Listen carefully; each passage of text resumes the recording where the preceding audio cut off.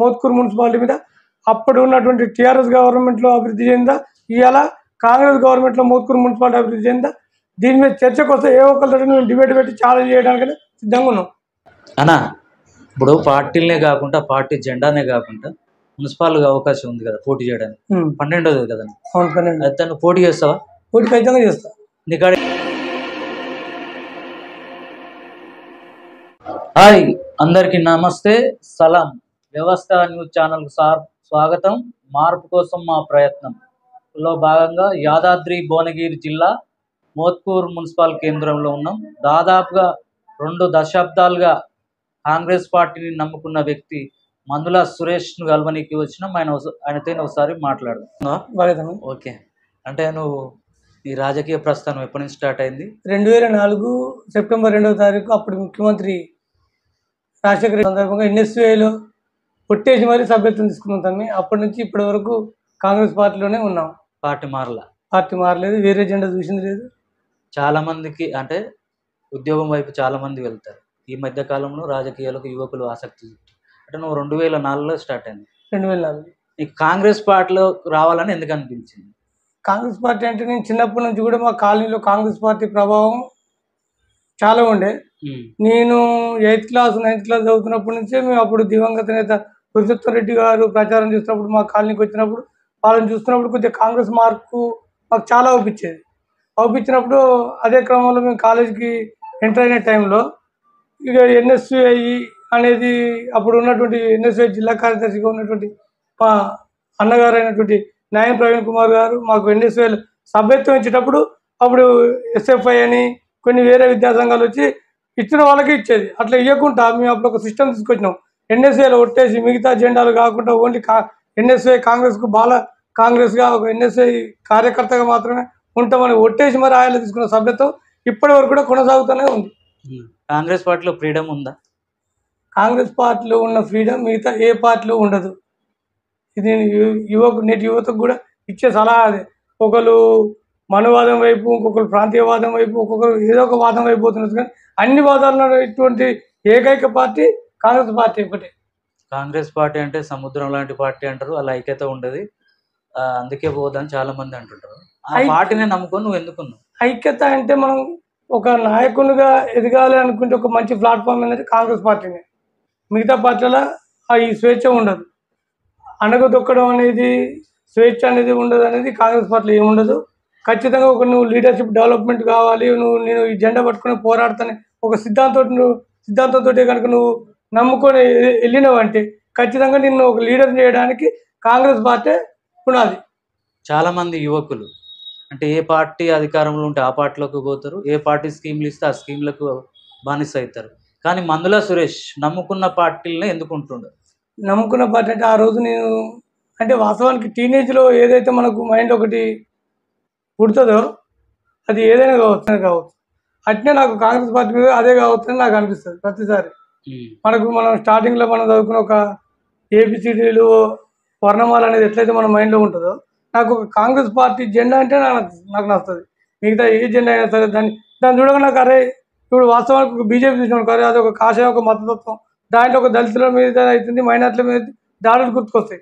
TRS అయితే ఒక ప్రాంతీయవాదం, దాంట్లో కనగదొక్కడు, మిగతా ఒక కుటుంబ పాలన లెక్క అనిపిస్తుంది. అదే నేను కాంగ్రెస్ పార్టీలో ఒక 25 సంవత్సరాల నుంచి నేను చేస్తున్నానా అనేది కూడా నాకు ఆశ్చర్యం అనిపిస్తుంది. ఎందుకంటే అరే నేను చేస్తున్న ప్రోగ్రామ్స్ అవుతుంది, ఇప్పుడు ప్రతి ఒక్క సమస్య మీద ఏ ఒక్కరు కలిసి రాకపోయినా సరే నాతోటి ఒక 10-20 మంది టీంతో అయినా నేను ఒక ప్రోగ్రామ్ చేయగలను, చేస్తా కూడా. కానీ అదే ఒక టీఆర్ఎస్ పార్టీలే కానీ వేరే పార్టీలే కానీ వాళ్ళు ఎవరో ఒకళ్ళకి వాళ్ళకు పర్మిషన్ ఇచ్చి మనం ప్రోగ్రామ్ చేయాలి. కాంగ్రెస్ పార్టీలనే ఏదైనా ప్రోగ్రామ్ చేయాలంటే పర్మిషన్ తీసుకోవాలి, మిగతా పార్టీలలో పర్మిషన్ స్వేచ్ఛగా ఉండొచ్చు అని అలాంటి నేను ఎన్ఎస్ఐ కానీ ఇప్పటి నేటి యూత్ కాంగ్రెస్ వరకు మొన్నటి వరకు కూడా నాకు 36 దాటిన కనుక నాకు యూత్ కాంగ్రెస్ ఇప్పుడు ఎలిజిబిలిటీ కనుక సీనియర్ కాంగ్రెస్ పార్టీకి వెళ్తున్నా. యూత్ కాంగ్రెస్ ఎన్ఎస్యుఐలా ఒక బస్సు సమస్య కానీ, కాలేజ్ సమస్య కానీ, ఫీజు సమస్య కానీ, గవర్నమెంట్ మీద యాంటీ గవర్నమెంట్ ప్రోగ్రామ్ చేసేందుకు ఇంట్లో ఉన్న స్వేచ్ఛ ఆ పార్టీలో ఉండదు. ఇప్పటికి కూడా ఒక 15 నెలల నుంచి చూస్తున్నాం. ఒక విద్యార్థి విభాగాలే కానీ, స్టూడెంట్ యువజన విభాగాలే కానీ మిగతా పార్టీలలో ఒక లీడర్ చూపించండి మీరు, ఒక పార్టీ అదర్ పార్టీలలో లేరంటావా? లేరు. ఒకవేళ ఉన్నా వాళ్ళు వాళ్ళ నాయకులను వాళ్ళ అధ్యక్షులను కాదని బయటికి రారు. మా దాంట్లో స్వేచ్ఛ ఉంటుంది. మా దాంట్లో ఆ స్కిల్స్ ఆ పోరాటం చేసే పటిమ ఉంటే మా నాయకులు ప్రోత్సహించి సురేష్ నువ్వు చేయిపో అంటే మేము వచ్చి రోడ్డు ఎక్కుతాం. అలాంటి సందర్భాలు మా పార్టీలో ఉంటుంది. ఆ స్వేచ్ఛ మిగతా ఏ పార్టీలో ఉండదు. లీడర్ అనేటోడు పార్టీ మారితే అది దానికంటే బుద్ధి తక్కువ వేరే ఉండదు. అలాంటప్పుడు వేరే ఎవరో స్కీములు మనం తీసుకొని మనం బాగుపడమా మన కార్యకర్తలు బాగుపెట్టాం అనేది అది నా లక్ష్యంగా ఎంచుకొని నేను పార్టీలు మారలేదు.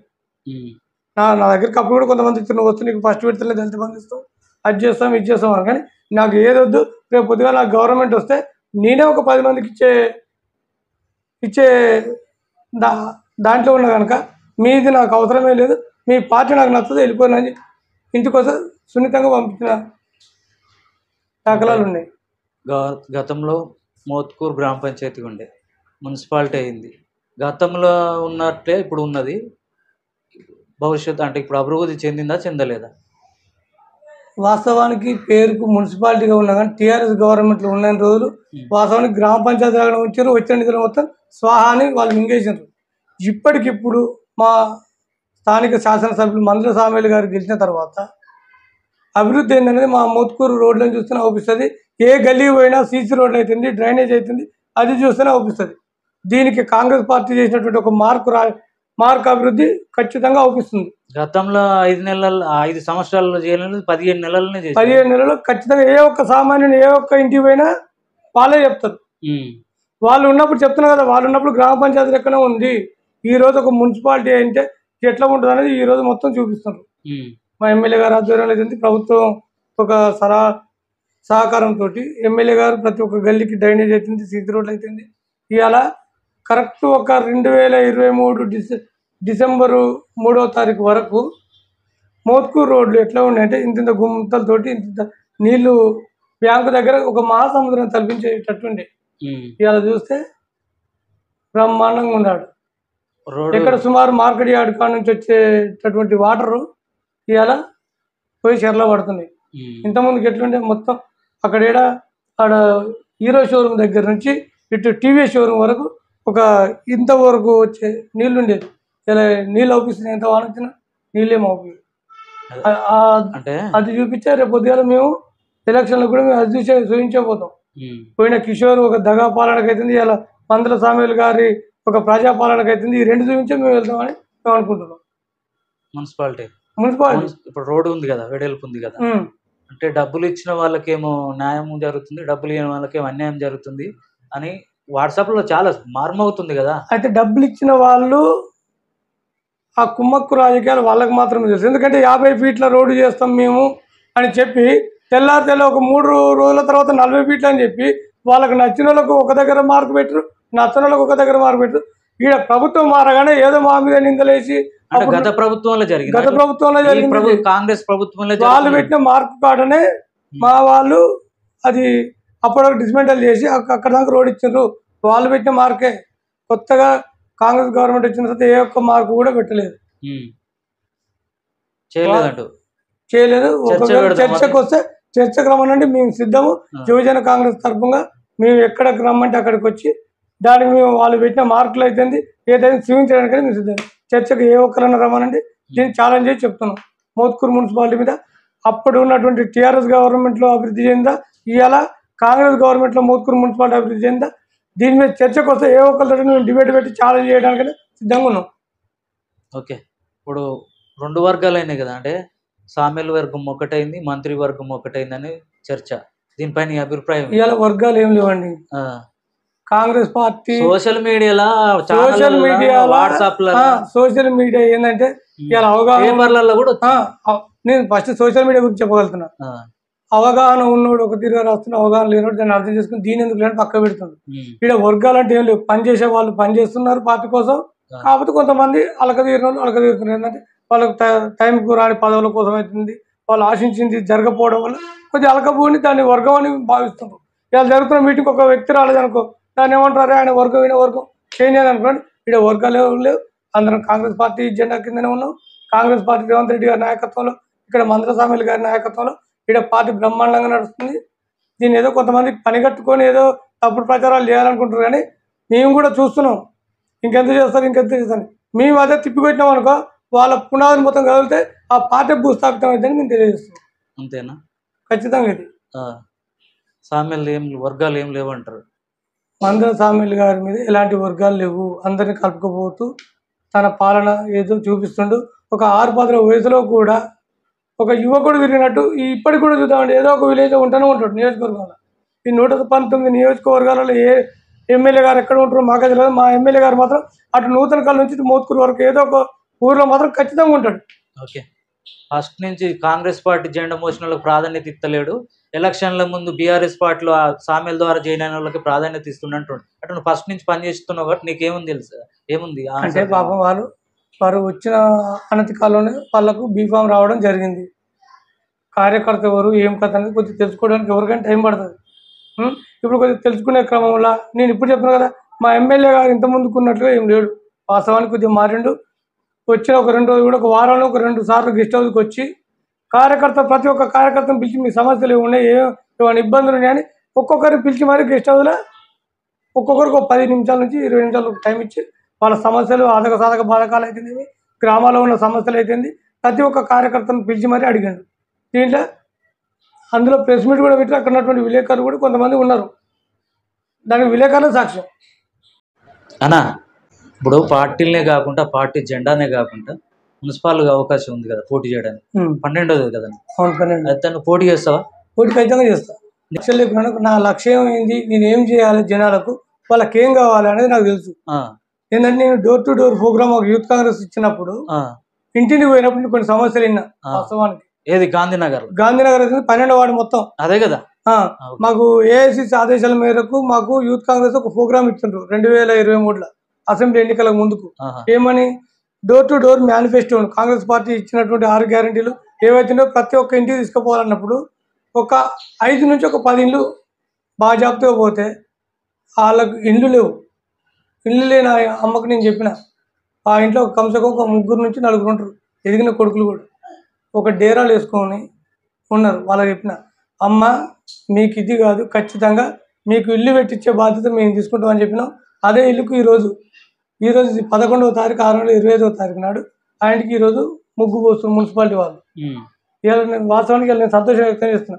అట్లా కొంతమంది ప్రభుత్వంలో ఉన్నప్పుడు 2 సార్లు వచ్చి అధికారంలోకి వచ్చింది కదా, 2023 ఎలక్షన్ల వరకు వాళ్ళకి ఏమి ఇవ్వలేదా?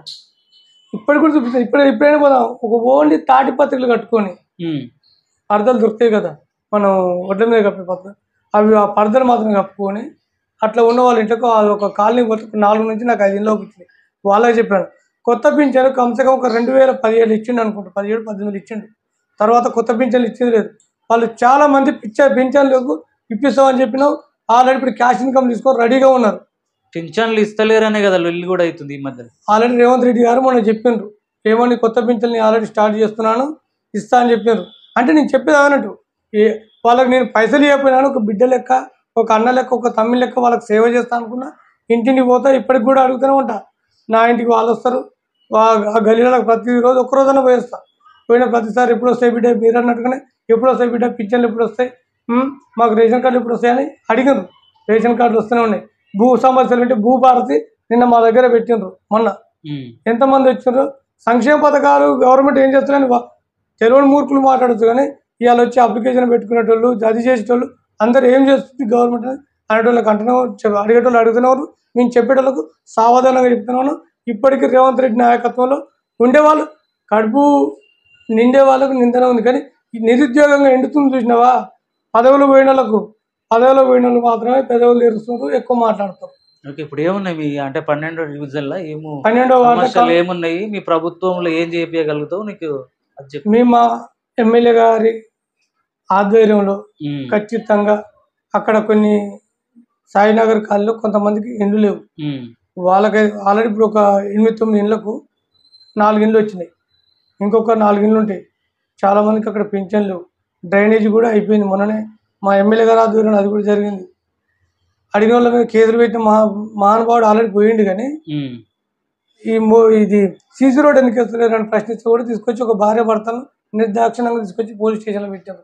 మా మిత్రుడు పల్లపు సమ్మయ్య అనేట ఆయన, సాయిబాబు గుడి పక్క పంటి, ఆయనకు నచ్చిన వాళ్ళని ఒక తీరుగా, నచ్చిన వాళ్ళని ఒక తీరుగా ఆయన చూసిండు కనుక పోయిండు. పట్టు పెట్టిండ్రు. ఆయన మొన్న ఉన్నటువంటి మా మున్సిపల్ చైర్మన్ గారి ఆధ్వర్యంలో మొన్న సీసీ రోడ్లు పోసినాం. డ్రైనేజ్ బ్రహ్మాండంగా అయింది. ఖాళీ అక్కడ ఒక కొత్త ఇల్లు మాత్రం కట్టియాల్సిన అవసరం ఉంది. ఇల్లు కావాలి. ఎమ్మెల్యే గారు కూడా అదే అన్నారు. ఏమన్నారు, ఖచ్చితంగా ఇల్లు లేని వాళ్ళు కరెక్ట్ దానికి అర్హులైన వాళ్ళకి ఖచ్చితంగా ఇల్లు ఇస్తానని ఖచ్చితంగా చెప్పారు. వాళ్ళ ద్వారా చేస్తాం. రానున్న సంక్షేమ పథకాలు ఒకవేళ నాకు అవకాశమే కనుక వస్తే సంక్షేమ పథకాలు అర్హులైన వాళ్ళకి ఖచ్చితంగా సంక్షేమ పథకాలు వాళ్ళ ఇంటికి చేరవేయడం, అర్హులైన వాళ్ళకి అందియడమే లక్ష్యంగా పెట్టుకొని పనిచేస్తాం. ఇలా ఇచ్చే వాళ్ళు కూడా అనుకుంటారు పోయిన వాళ్ళు ఎన్నో పైసలు ఇచ్చారు కానీ వాళ్ళు మాకు చేసింది ఏం లేదు, గెలుస్తారు వెళ్ళిపోతారని. కానీ గెలిచినా ఓడినా వాళ్ళ పక్షాన పోరాడడం, వాళ్ళకు కావాల్సింది అందించడం, ఒక నాయకులుగా ఒక వ్యక్తిత్వం ఉన్న క్యాండిడేట్గా పోటీగా వెళ్దామని నేను వెళ్తున్నా. పార్టీ టికెట్ ఇస్తుందని ఆశిస్తున్నాను. ఇంకా 99% నేను పార్టీ టికెట్ ఇస్తుందని ఆశిస్తున్నాను. నాకు నమ్మకం ఏంటంటే నేను పార్టీ కోసం చేసినటువంటి మీరే అంటున్నారు 20 సంవత్సరాల నుంచి ఏం సాధించిన అందరు ఉద్యోగాలకు వైపు వెళ్తే నేను ఓన్లీ రాజకీయం వైపు ఎందుకునంటే ఆ రోజు నమ్ముకున్న పార్టీ వైపు అయితేనేమి, మా నాయకులు వాళ్ళ నాయకత్వంలో పనిచేయాలని ఒక పటిమ అయితేనేమి, వాళ్ళని ఆదర్శంగా తీసుకున్నటువంటి భావాలు అవుతుంది. అన్నిటిని నేను ఒక అణిగిపుచ్చుకొని నేను ఖచ్చితంగా పనిచేయాలనుకున్న కాంగ్రెస్ పార్టీ కోసం మాత్రమే పనిచేస్తున్నాను. డ్రైనేజీ వ్యవస్థ, సీసీ రోడ్లు ఈ ప్రజాపాలనలో బాగున్నాయో బాగలేవు? చాలా బాగుంది. ఇప్పుడు సీసీ రోడ్లు లేని గల్లీలు కొంత ఏలమే లెక్క పెట్టే గల్లీలు మాత్రం. గతంలో ఏ గల్లీ పోదామని పోయిన మున్సిపల్ చైర్మన్ కంటే చైర్మన్ మమ్మల్ని దగ్గర అనేది పోలే, కానీ కమిషనర్ గారికి అయితేనేమి, అప్పుడు ఇన్ఛార్జ్గా ఉన్నటువంటి ఎంపీడీఓ గారికి అయితే ఎన్నో వినతి పత్రాలు ఇచ్చినాం. సార్ ఇక్కడ గల్లీలో నడవలేకపోతున్నాం, బురదమయం అవుతున్నాయి అని నాట్లు వేసిన రోజు కూడా ఉండే నాట్లు కూడా వేసినాం. ఇవాళ సీసీ రోడ్లు అయినాయి, బ్రహ్మాండంగా ఉంది ప్రతి ఒక్క గల్లీ. మాకు కూడా అందరు కూడా మాకు కూడా కోరికలు ఉంటాయి. అరే ఒక ప్రజాప్రతినిధిగా ఉండాలి, అందులో పోయి ఒక ప్రజాపాలనలో మాది కూడా ఒక భాగస్వామ్యం ఉండాలి. ముఖ్యంగా నేననేది ఏంటంటే యువకులు మాకు 12 వార్డులు ఉన్నాయి కదా, అంటే సుమారు ఒక నలుగురన్నా బిలో 40-50 సంవత్సరాల కింద వాళ్ళు ఉంటే రానున్న రోజుల్లో కాంగ్రెస్ పార్టీకి అయితేనేమి, మోత్కూరు అభివృద్ధికి అయితేనేమి ఖచ్చితంగా ఒక బాటలు వేసి ప్రతి ఒక్కరికి ప్రభుత్వం ఇచ్చే సంక్షేమ పథకాలు అయితేనేమి ప్రతి ఒక్క వార్డులో అభివృద్ధి చేసేందుకు ఒక యువకునికి మాత్రం ఒక స్పష్టమైన అవగాహన ఉంటుంది. ఏంటంటే ఒక 4 ఇళ్ళు తిరగలుగుతాడు, ప్రతి ఒక్కరితో ఒక కలుపుకొనితనంతో అభివృద్ధి చేసేందుకు, ప్రతి ఒక్క బాధలు తెలుసుకుంటేందుకు యువకులకు మాత్రం అవకాశం ఉంటుంది. ఏంటంటే పెద్దలు ఒక 50 సంవత్సరాలు దాటినారు, ఏంటంటే ఒక చాతస్థం అవుతుంది, కొన్ని నడుస్తుంటాయి. ముఖ్యంగా యువకులు అన్ని వర్గాలు అంత ఏజ్లతోటి కలుపుకొని ఆ వార్డులో ఉన్నటువంటి సమస్యలను తీర్చడానికి ముఖ్యంగా చదువుకున్న యువత ముందుకు రావాలని కోరుకుంటున్నాను. ఓకే, అంటే ఇప్పుడు నువ్వు చెప్పింది వాస్తవం. యువకులు ఒక పార్టీ జెండా మోయకుండా అవకాశం వస్తే నామినేటెడ్ పదవులు కానీ ఇంకే పదవులు కానీ గ్రామ పంచాయతీ మున్సిపాలిటీలో పోటీ చేసి ప్రజలకు సేవ చేయాలి. ఓకే, మంచిగా భవిష్యత్తులో మంచి పదవులు అనుభవించాలని, ఒక పార్టీ జెండా మోసుడే కాదు మంచి పదవులు తీసుకోవాలని కోరుకుంటూ నీకు పార్టీ కూడా మంచి అవకాశం ఇవ్వాలని కోరుకుంటూ ధన్యవాదాలు.